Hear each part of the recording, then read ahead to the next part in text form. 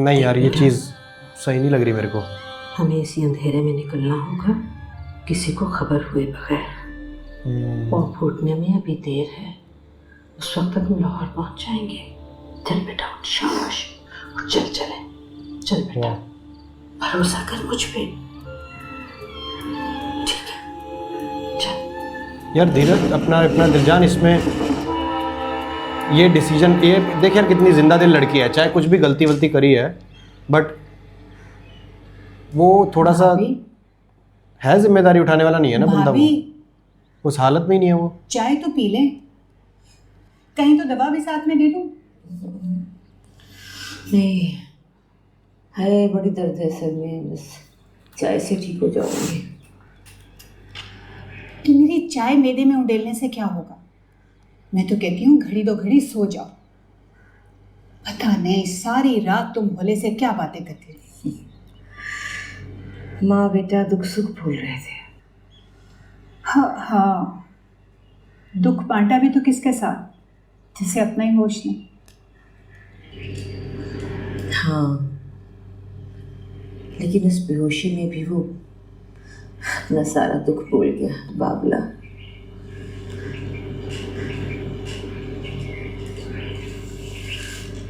रिजवाना भला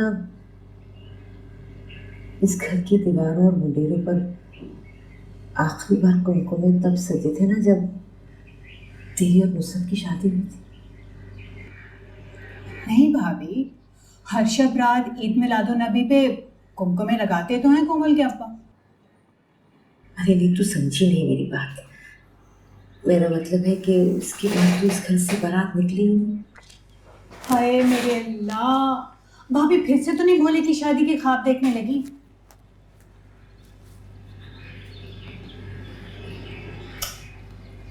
माँ बनकर नहीं, औरत बनकर सोचो, खुद ही सोचो, किससे अपनी बेटी ऐसी भारी पड़ रही होगी। होते हैं, बहुत से मजबूर लोग होते हैं। अब देखती रहा तो इतना मिलना जुलना आना जाना है लोगों से, कोई तो होगी। भला ढलती उम्र की सही, नाक नक्शा भी दबा हुआ भी हो तो चलेगा। और नहीं यार, अरे हाँ, कोमल के अब्बा बता रहे थे कि उनके यहाँ कोई आरती काम करता है, उसकी बच्ची है, वो भी जरा बेचारी अपने भोले जैसी है, मतलब जरा सी वो। अरे घास चढ़ गई है, पागल हो गई है क्या? मैं अपने बच्चे का घर बसा हुआ देखना चाहती हूँ, सुकून से आंखें मूंद कर जाना चाहती हूँ कि मेरे जाने के बाद उसको कोई संभालने वाला होगा। अरे उससे ऐसी होगी तो उसे कौन संभालेगा? और क्या क्या समझती है तू, दोनों बाबलों को मैं संभालूंगी? खुदा ना करे उस जैसी हो तो कल को बच्चे भी।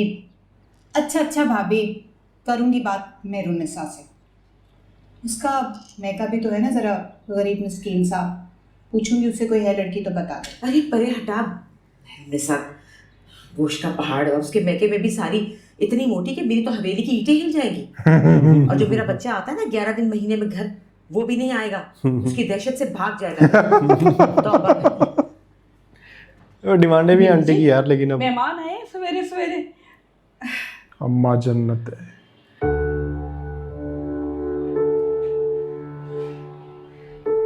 देख ले, मेरे को पता था धीरज, पर पता नहीं क्यों इसकी भी तो फिर काफी ख्वाहिशें हैं लड़की की। क्या भोले के लिए?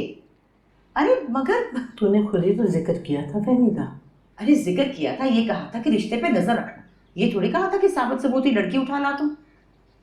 और वैसे भी जन्नत भी भले घरानों में ऐसे थोड़ी शादी हुआ करती है। सुन, हालात दोनों तरफ एक जैसे हैं। उस बेचारी लड़की का मेरे सिवाय आगे पीछे कोई नहीं रहा, और तेरे भोले को भी सीधे स्वभाव कोई ढंग का रिश्ता मिलने वाला नहीं। ये हकीकत तो तस्लीम कर ले तो अच्छा है। अरे ऐसी क्या बात है, माना कि मेरा भोला जरा भोला है, मगर जन्नत भी तुम हमारे हसब नसब को अच्छी तरह जानती हो, और फिर मेरा इकलौता चिराग, ऐसे थोड़ी हड्डी बोटी मिलाए बगैर, शजरा जाने बगैर नाता जोड़ दूं किसी भी राह चलती के साथ। ये आंटी चाहती क्या है फिर? कोमल, बेटा जरा बाहर से सुनगुन तो लेकर आई हो। पता नहीं वो बुढ़िया क्या सुर फूक रही है बंद किवाड़ों के पीछे। Mummy plotting, planning plotting. देख बेटा, जब चाय पेश करने लगेगी ना तो कानों को जरा खुला रखियो, पता तो चले। पता नहीं क्या कुछ सिखा पढ़ा रही होगी। वाह, खूब कही तूने। मानो कि जूती उठाकर मेरे सर पर मारती। कह रही हूँ मेरे आंगन में पली बड़ी बच्ची है, मेरी औलाद जैसी है, फिर भी तूने मुंह भर के उसको रात चलती कह दिया। खूब इज्जत अफसाई की। अरे खफा क्यों हो रही हो? देखो देखो जन्नत भी, तुम्हारी गवाही तो फरिश्ते भी देंगे। तो उसकी गवाही मैं दे रही हूँ ना। मेरी गोदो खेल कर जवान हुई है, मेरे तो कल का भरोसा नहीं। इसकी जिम्मेदारी से आज़ाद होना चाहती हूँ।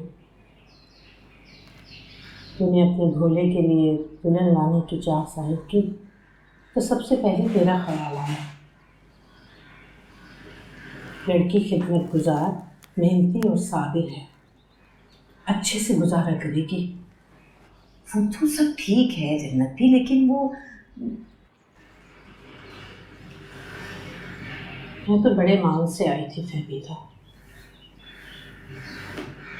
मगर तू न जाने की सांस पर बैठी है।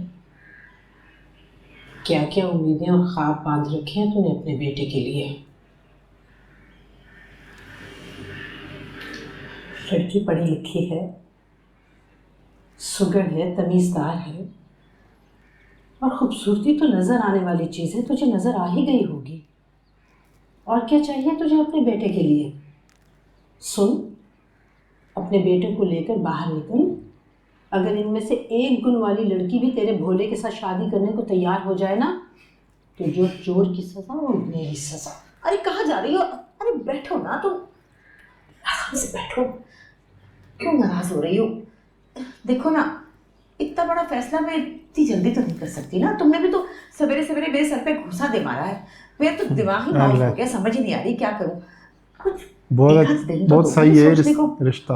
अब ऐसे फैसले घड़ी मुझे नहीं लग रहा, मुझे लगता है नूरी के फेवर में नहीं लग रहा। चाहे तो आप ले जाएं, मैं नहीं फिर नूरी ने जो करा सही है। बुरी बात चल, गलती हो गई उससे। बेटा ऐसी बात नहीं है। भोले को ही सुधार भाभी देगी। से कह दिया था कि मुझे अकेले पर में भोले की प्रॉब्लम थोड़ी तो सॉल्व हो जब जाएगी इकट्ठे उससे। वो तो एक तरह की जिम्मेदारी डाल रहे हो जाएगी ना उसके तो कंधों पे। तो फिर शायद लिहाज कर ले। चली जाना बेटा। गलती इतनी बड़ी भी तो ना बनाओ कि अगली का कैसे फ्यूचर और समझाऊं? सारे अरमान ही कितनी दबे रह बुरी जाए। बात है ना, जरा नहीं अच्छा लगता ऐसे किसी की बातें सुनना। और वैसे भी उनका कोई आपस का मामला होगा ना, हमारा क्या काम है भला सुनने का? क्या वही तो उनका आपस का मामला? हम इस घर में नहीं रहते क्या? और वो जो जवान जहान लड़की ले आई है बुढ़िया अपने साथ, उसका क्या? ओ हाँ, वो लड़की। मुझे पता क्या लग रहा है कि शायद ना ताई जी ने उसको कामकाज के लिए मंगवाया। हाँ, अरे वाह, उस लड़की का तनतना तो देखो, कहीं से कामकाज वाली लगती है वो क्या? हाँ, देख कपड़ों में भी फूट फूट कर चमक रही है कमबख्त मर्द। और वो और आते ही अम्मा जनता ने भी फरमान जारी कर दिया कि बच्ची थकी हुई है, इसे कमरे में पहुंचा दो। हाँ, मुलाजमा होती तो यूं भाभी के कमरे में उनके पलंग पर सजाती उसे लाते। कोई तो गड़बड़ है। वो मरोड़ उठ रहे हैं वो। जब इसके हस्बैंड ने बोला अपनी लड़की का रिश्ता देने के लिए, वो भी नहीं चाह रही, और उनका अगर कुछ हो रहा है तो उसमें भी इसको टांग अड़ानी है।